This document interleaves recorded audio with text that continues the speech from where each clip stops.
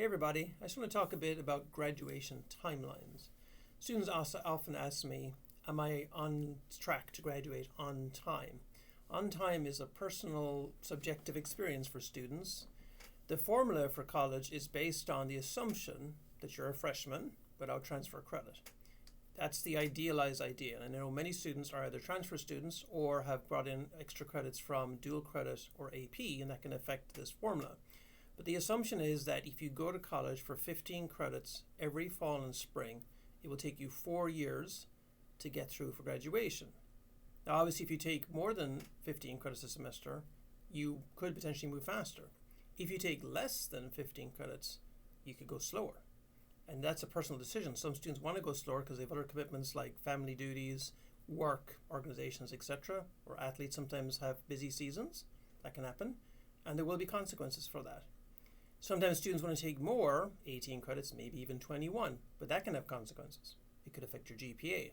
I've already put out a movie before about GPAs and how important it is to do whatever you need to do to make it the best it can be.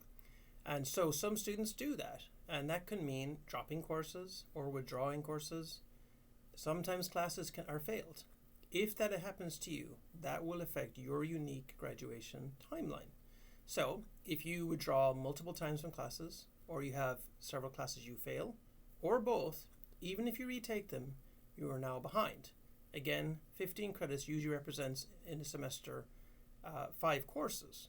If you drop over time, a class here, a class there, and you get up to say 3 classes or 4 classes over time or more that you have dropped or failed, you are now putting yourself behind in terms of your timeline. The 4 years is broken down into ideally 8 semesters. So if you're on time, it should take you 8 semesters if you're not transferring extra credit in or other factors like being a transfer student coming in. So if you look ahead and think, well, I'm going to take 8 semesters, but then I've dropped over time the equivalent of almost a full semester, which I would put at a minimum as being 9 to 12 credits. So say you drop or fail 3 or 4 classes over time, you are now 1 semester behind, and it might take you 9 semesters to graduate. This can be prevented by not dropping, of course, but sometimes you can't help it. You need to protect your GPA or something else comes up that you cannot control that's out to your life. But that means then it will take you longer to graduate, which brings with it costs in time and money. And you have to decide at the time, when you consult with me or with your family or whoever you want to talk to, whether or not that's going to impact you or not. There's no way around that sometimes, and then if you have had to drop classes for whatever reason, this could mean you're now behind in terms of your timeline. If you take extra classes ahead of that, say you take 18 instead of your normal 15 successfully, then maybe you can recoup the credits you've lost. Great.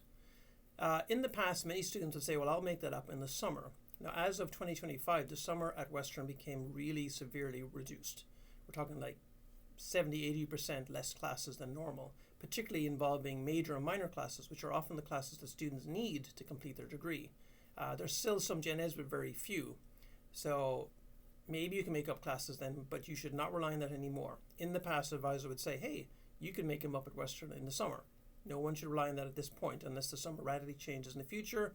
2026 summer coming up, which we can't see yet, could be very reduced and not something to rely on. Well, then if you've already behind several classes you've dropped, that could push you into a new semester beyond what you thought you were going to do. You also have to factor in just overall how many hours you got left, not just in terms of raw hours, like how many credits have I got left, but how many of those credits are upper division. That can affect things. All students at Western have to complete 42 credits of upper division, meaning 300 and 400 level credits. If you've been going through your lower division credits, including your gen eds, slowly or normal rate, and haven't had much time to really chip away at that 42 hours, you could find yourself in a situation where I've done all the lower division and gen eds, but I have quite a lot of credits left for upper division, and you still need to get those completed. There's no way around that. That is a university requirement for every student, and I have a feeling it might be the same at every university, not just here. It's just a minimum standard you have to do.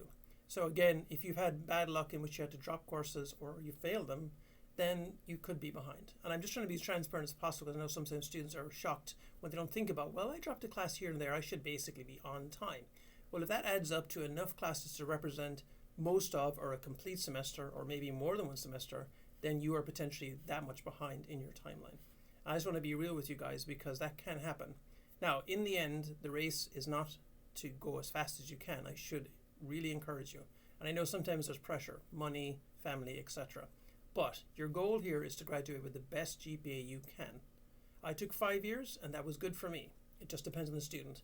And there again, there could be financial constraints. But if you graduate too quickly and you rush it, you could end up with a bad GPA, and then you're stuck. Once you graduate, the GPA is fixed. And then, are you competitive? Possibly not for what you want to do, especially for graduate school. Graduate school is a 3.5 goal kind of situation. Maybe some programs you get into with a 3.0. So if you're graduating in a low 2 point somethings, you have now put yourself out of the competitive level. Doesn't mean you're out of the complete possibility, but you've definitely reduced your chances. So if you're slowed down, it can be saddening, I understand that. But it could also be the gains of having a good GPA, so then you then go to the next level and meet your greatest potential. Thank you.